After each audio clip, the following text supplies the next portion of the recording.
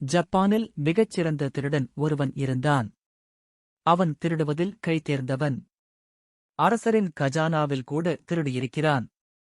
அவன் திருடிவிட்டு தனக்கான ஒரு அடையாளத்தை விட்டுச் செல்வான். இதனால் நாட்டில் உள்ள அனைத்து மக்களுக்கும் அவனைப் பற்றி தெரியும். ஆனாலும் ஒருமுறை கூட அவன் பிடிபட்டதில்லை. இப்போது அவனுக்கு வயதாகிவிட்டது.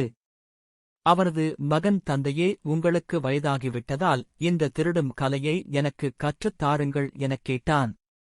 தந்தை, இந்தக் கலையை கற்றுக் கொடுக்க முடியாது. நீ புத்திசாலியாக இருந்தால் பார்த்து நீயாகவே தெரிந்து கொள்வாய். எனவே இன்று இரவு என்னுடன் நீயும் திருட வா என்றார் தந்தை. அன்றிரவு முதல் தடவை திருடப் போவதால் மகன் பயத்தோடு இருந்தான். ஆனால் அவன் தந்தை மிகச் சாதாரணமாக ஒரு மாளிகையின் சுவற்றை உடைத்து உள்ளே சென்றான். மகனும் பின் தொடர்ந்தான். தந்தை தன் சொந்த வீட்டிற்குள் செல்வது போல நடந்து சென்றான். மகன் சுற்றும் முற்றும் யாரும் வருகிறார்களா என கவனித்தபடி நடந்தான். தந்தைக்கு அந்த வீட்டின் எல்லா இடங்களும் தெரிந்திருந்தது.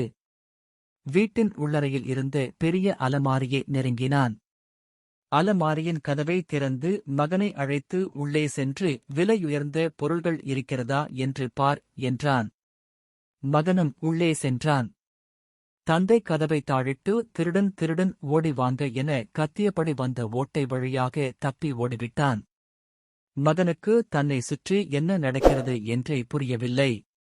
தந்தை ஏன் இவ்வாறு செய்தார் என குழம்பிப் போனான்.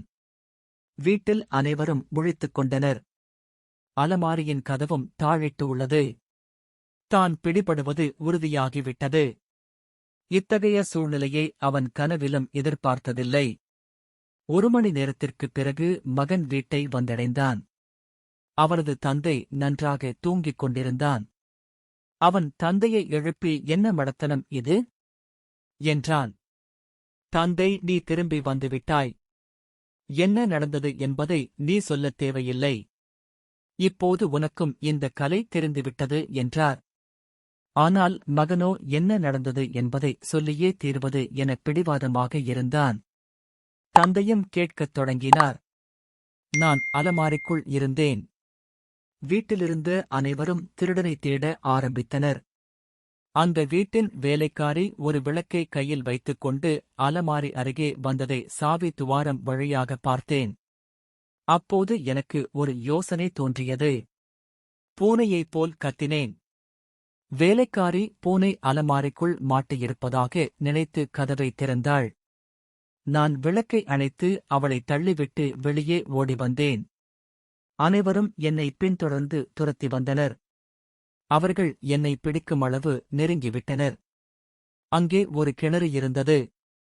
அதன் ஓரத்தில் மிகப்பெரிய பாறை இருந்தது. சாதாரணமாக என்னால் அந்த பாறையை அசைக்கக்கூட முடியாது. ஆனால் இன்று நான் அதை தூக்கி கிணற்றுக்குள் போட்டுவிட்டு ஒளிந்து கொண்டேன். துரத்தி வந்தவர்கள் திருடன் கிணற்றில் விழுந்து விட்டதாக நினைத்து அங்கேயே நின்றுவிட்டனர். சிறிது நேரத்தில் அங்கிருந்து தப்பி வந்துவிட்டேன் என்று கூறி முடித்தான் மகன். தந்தை, நான் உனக்கு கற்றுக் கொடுத்த பாடம் இதுதான்.